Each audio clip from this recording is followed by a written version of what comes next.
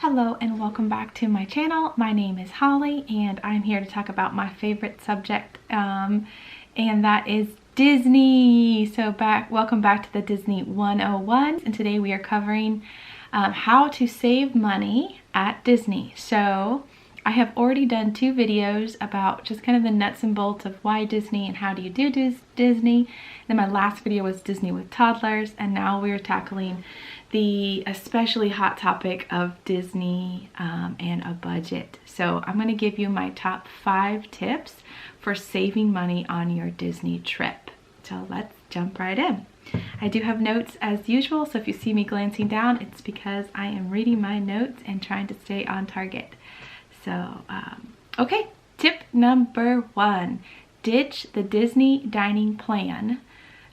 This one is hotly contested because there are so many opinions about this, and I can certainly argue it both ways. So look for a video coming up on, top splurges on your Disney trip, and you will probably see me recommending the Disney dining plan.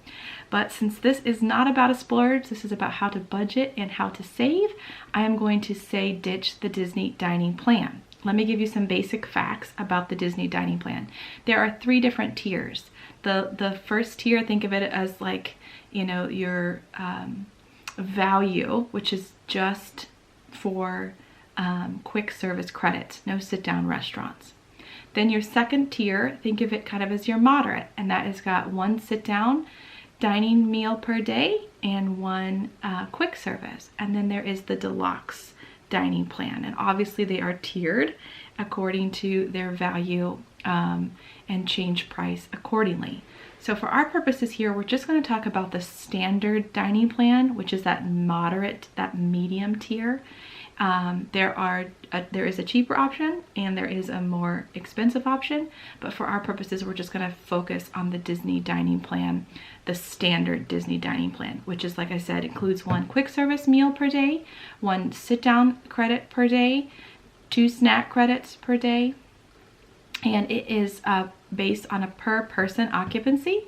So if you're a family of 4 and you've got a mom and a dad and 2 kiddos over the age of 3, then everyone in that room would need to have a Disney dining plan associated with them for the duration of your stay. So if you're staying 6 nights, you'll need 6 nights worth of credits. You can't only do a couple days on your stay. So that's really important to know. And so I went ahead and did some calculations for our family. We have a mom and a dad, and then we have my son who is a 3-year-old. Right now, Vivian, as I mentioned in the toddler video, she is still free. So she does not need a park ticket, and she does not need to have a dining reservation associated with her. So she's in a, pretty sweet value spot from a Disney cost comparison standpoint. So for our family, 2 adults and a child, staying 6 nights, it would be $78 per adult per night and $30.51 for our son. So that's a lot of money. If you calculate 1 adult, it ends up being, for 6 nights, almost $500 worth of food. It ends up being $468 worth of food. And then for our entire party, 6 nights, mom, dad, and a child, it's over $1,000. It's $1,119 for the stay. So if you hear those numbers and think, we could eat cheaper than that, you could eat cheaper than that. Without a doubt, you could eat cheaper with that. This is assuming that you are big eaters. This is assuming that you like to go to sit-down restaurants as opposed to the quick service restaurants. So you cannot use a table service for a quick service. That would be a terrible use of your value.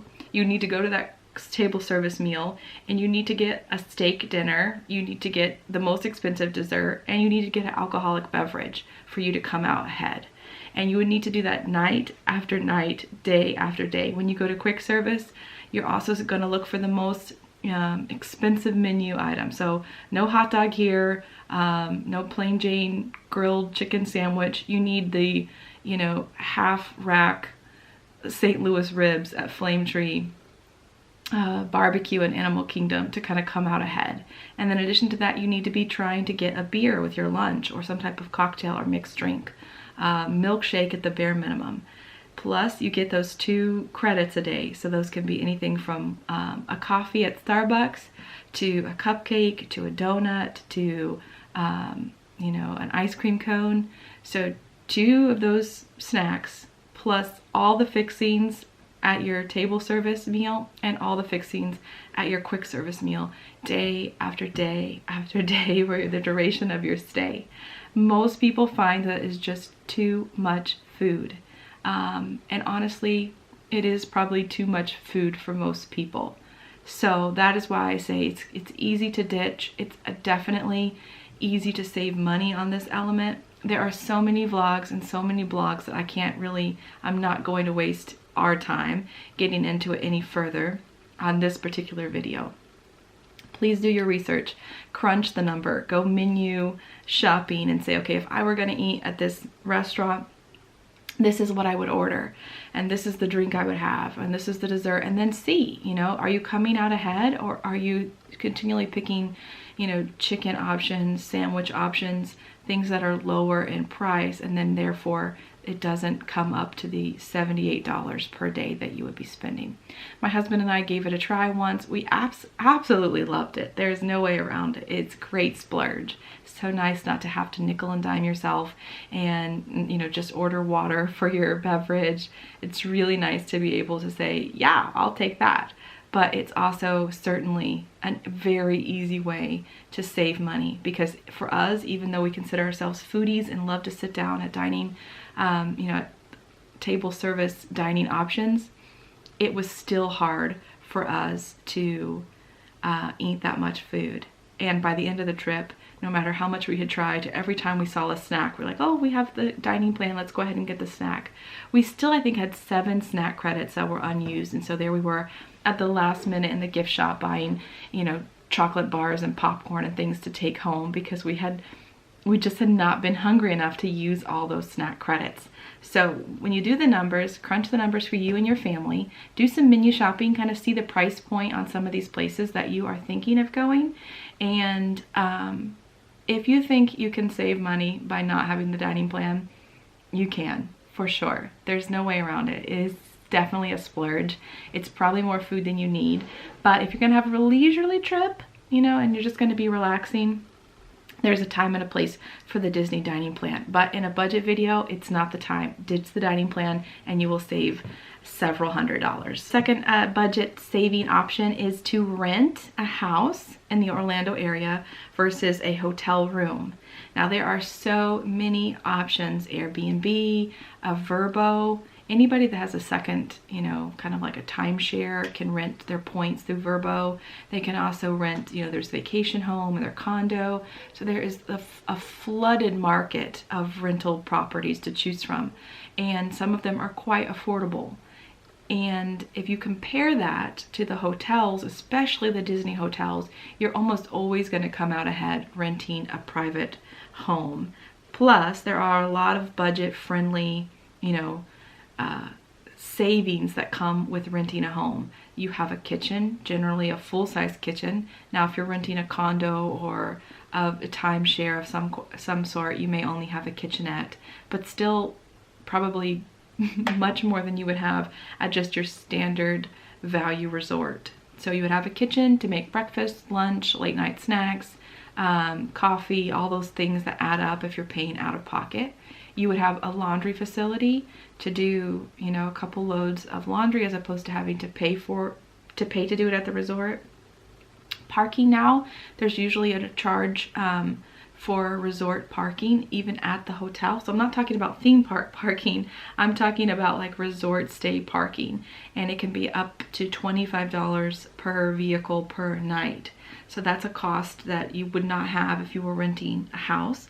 And then finally, that resort fee. Now Disney, as of this moment, here we are, May 2020, they are not charging resort fees at their properties, but almost everyone else is. So all the Disney area resorts, Disney Springs area resorts have resort fees, and it can be 20 extra bucks a night. So all of that stuff kind of adds up to the hidden cost of a hotel stay that you eliminate by having a vacation rental home. So we've done it now a couple times for our family, and we almost always come out ahead. You lose just in the convenience factor, but in just from a sheer budget standpoint, you almost always are going to win. And often you can even splurge and get a bigger home than you would need, so you can spread out, have more space. There are certainly dozens and hundreds of dozens of vacation homes that have private pools even. So you're not really missing out too much in the resort feel, except for obviously your dining options. So you're actually saving quite a bit in price. So that's my second tip on how to save money on a budget, is to rent a house versus a hotel room. My third tip for you would be to shop for souvenirs elsewhere. So there are so many tips. I could probably do a video just on this alone, but let me give you my top couple tips under this headline. The first one is the Disney outlet. Now, most people who are Disney fans or following Disney vloggers will know that there are 2 Disney outlet stores in the greater Orlando area at the Orlando outlet malls. They're called the Disney Character Warehouse, and it's where they get off-season or things that are not moving at the park go straight to this warehouse store. And it has become quite popular to snag, Dooney Burke bags, t-shirts, plushes, coffee mugs, almost any accessory you can think of. You could snag it there at a lower cost, especially if you're not worried about it being out of date. So, for instance, Halloween costumes is a perfect example. Those beautiful princess gowns that you see all the little girls wearing in the parks, they are really expensive, upwards of $80, sometimes over $100 if you pay full price. But if you're willing to go and buy, a size bigger and save it for the next year, then the Disney Character Warehouse is the place for you, because you can find the same dress for $30 and then you just buy a bigger size and hold on to it, and then next Halloween you already have your costumes. T-shirts, similar. Like if you are just looking kind of for a generic Mickey shirt, you'll find a lot of options for t-shirts, and Disney t-shirts for some reason are always more expensive than they need to be. $30, sometimes over that, for just a plain t-shirt. So t-shirts are another great option to find at the Disney Character Warehouse. So that's my first tip, and to buy elsewhere. I have others. In the Florida area, the Walmarts and Targets are all going to have, they're all trying to capitalize on the tourist industry. So they're all going to have Disney gear and Disney souvenirs. So check those out. Sometimes you can find, really cute stuff that is not available in the parks because it's not, it's not in the Disney bubble, but it's still the licensed characters. Disney has done a lot of deals with a lot of different, retailers. Levi is a big name that comes up. Vans has a line with Disney now. A lot of options now, whereas it used to be when I was a kid, you could only buy Disney gear at the Disney parks. Now Disney gear is everywhere. So if you're looking around the greater Orlando area, in some of their supermarkets, even the Walmarts, the Targets, you will definitely find Disney stuff, and probably just for a fraction of the price than you would in Disney Springs or in the parks.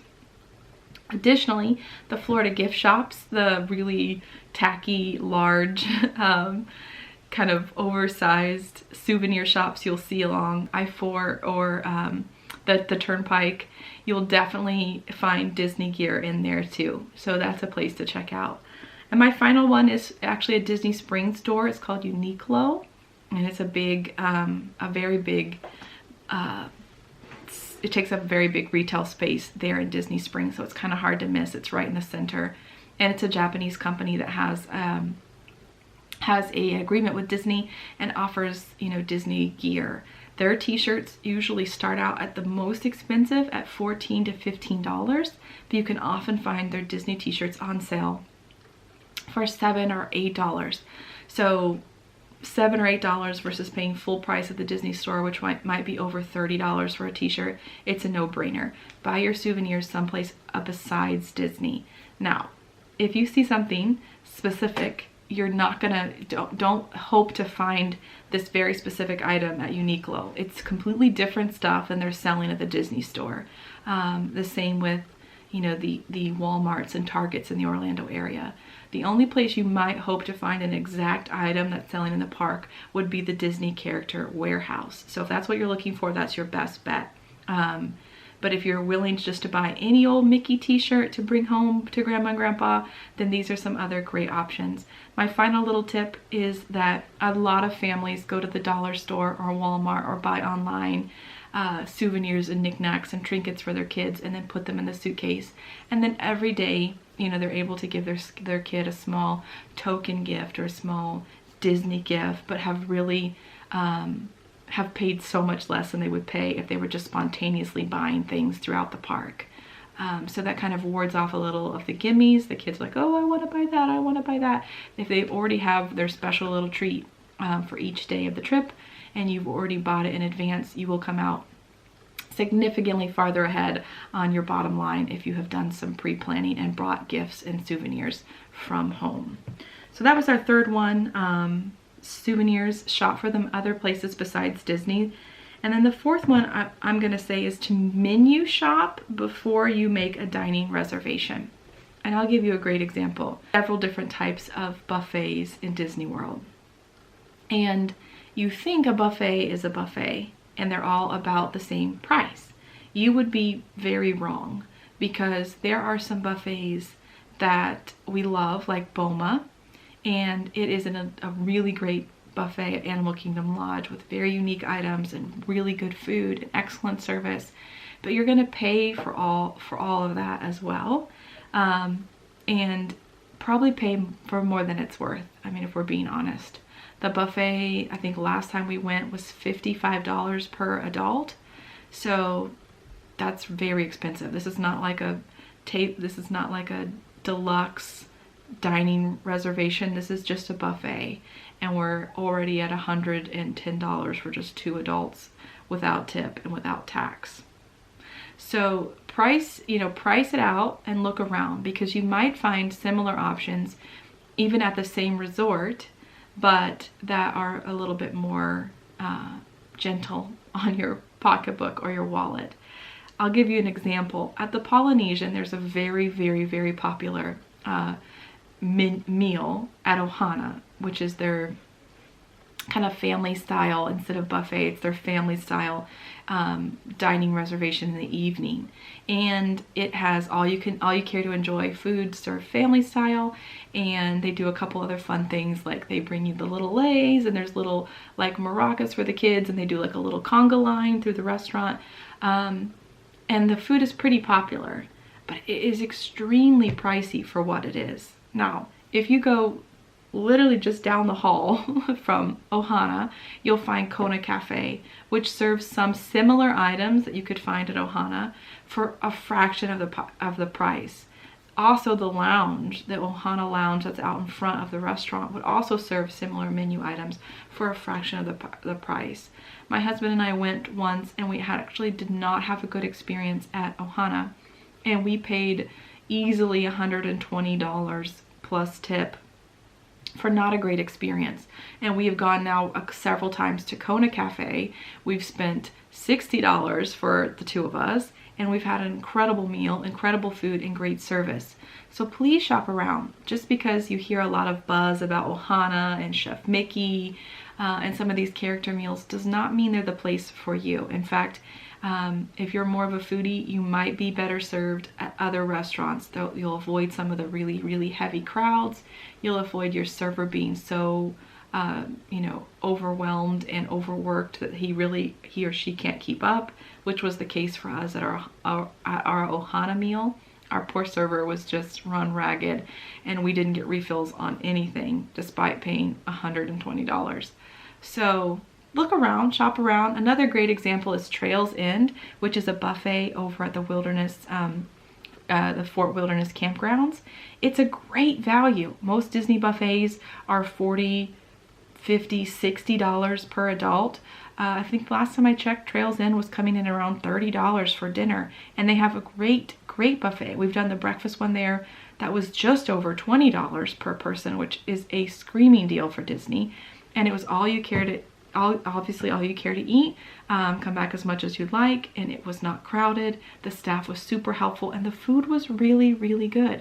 So make sure you're comparing apples to apples. You know, if you really are out for a buffet, look around, you know, Google search cheapest buffet on Disney property, and you're going to get a lot of options. And you'd be surprised, you know, $20 per person here and there is a lot of savings over the course of a week trip.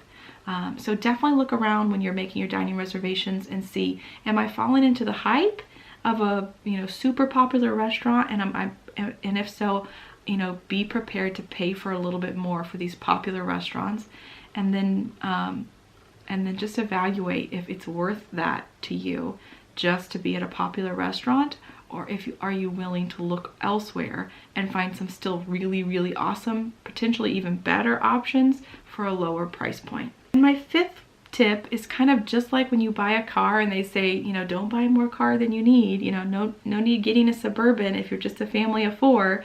Well, the same is true of your Disney park ticket. Do not buy more ticket than you need. And I'll give you an example. Disney really pushes people to buy their park hopper option, and they make it sound very very necessary. Certainly very attractive. They make it sound like, oh, you start your morning in Magic Kingdom, end your night at Epcot watching the fireworks. That's not false advertising. You can certainly do that, but especially for people with smaller kiddos, traveling in between parks is not great. I'll just throw that out there. You gotta fold up the stroller. You gotta drag your kids all the way back to the entrance of the park. You gotta wait in the bus line. You got to get in the bus line with the double stroller, you know, commute to the other park. You got to get out, reset up the stroller, repack the stroller, put the kids back in, go through security again, go through the turnstiles again, go through bag check again, and then, you know, finally, usually an hour or more later, you're back inside the park. So it's certainly not what I would recommend with small children. My recommendation is usually to stay in the park that you arrive at and just make the most of it. Even if you're having, you know, a slower pace, it's better than park hopping with little kiddos. So you really, you know, in my humble opinion, you really don't need the park hopper option if you're a family with young kiddos.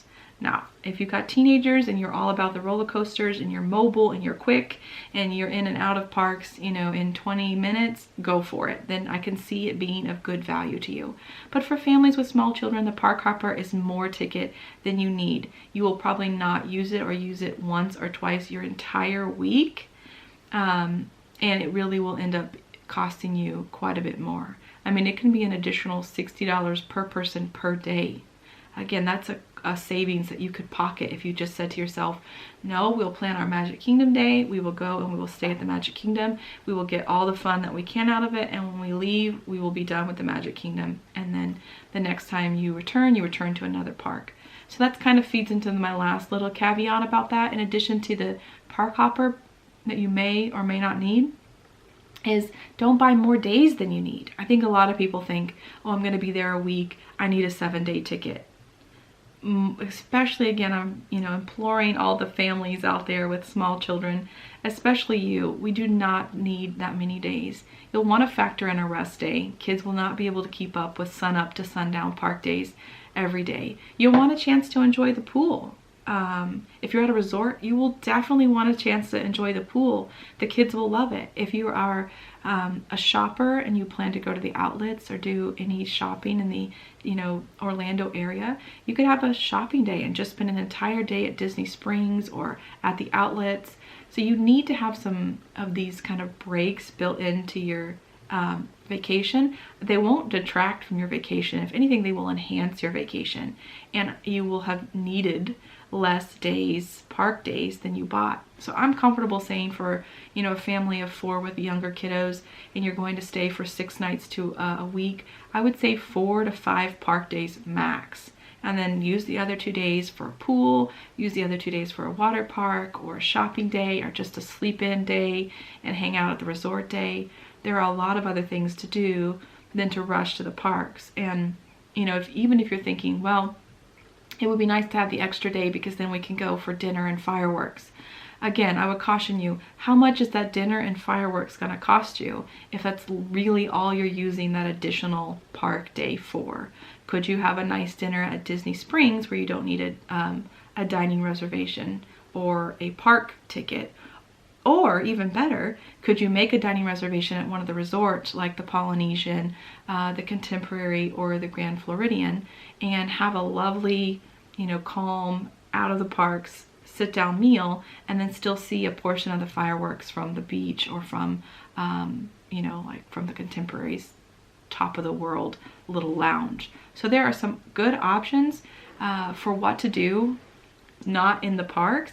So many so that I would say you really don't need to fill up every single day of your stay. And I think that does it for us. So those are my top 5 tips how to save money on your budget when you're going to Disney World. There are certainly many, many more to consider, and every family's situation will be a little bit unique, but these are just ideas that we've actually implemented and put in practice for our family. We save quite a bit of money. We're able to travel to Disney World a couple times a year at the minimum, sometimes even more than that, and these are things that immediately impact our bottom line. So please continue to follow my channel for more good discussions on all things Disney, as well as just home and family life with our little crazy crew of 4. If you enjoyed this video and you could take a moment to please like and subscribe, it means the world to me. I'm still getting my feet under me as a new YouTuber, so all that feedback and subscriptions really mean a lot to me, and I appreciate it a lot that you would spend some time with me talking about my favorite subject and my favorite place in the world. So I hope you are doing well. I enjoyed spending time with you, and we will talk soon. Bye-bye.